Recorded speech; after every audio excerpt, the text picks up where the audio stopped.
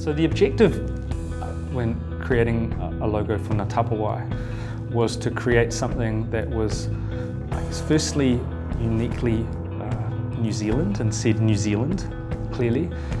Secondly, it had to say the First World War, and thirdly, it had to communicate journey or travel, because this is a cultural tourism product really for New Zealanders travelling overseas.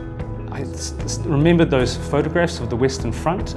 There's quite a few of them, particular soldiers walking along duckboards, and there's a reflection in a pool of water way below them.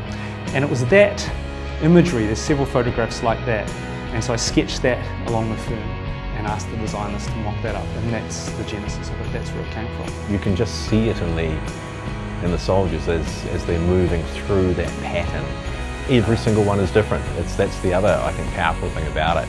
It's not a symbol that is, should we say, contrived. The fact that each of those individual soldiers, as you look at them closely, is in a different pose, even down to the tiny detail of how they're holding their weapons. That was one of the tricks, really, was ensuring that you had that whole combination of factors of a very powerful design, that carrying a very powerful message that, you know, we didn't want to lose. And the difficulty for us was translating all of those elements into a small jewellery object.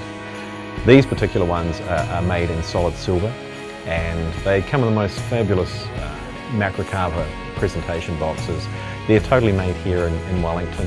I think the nice thing about this whole story is that it's a very locally produced piece, and to be asked to be chosen to produce these pieces has been a really positive and feel-good factor for us.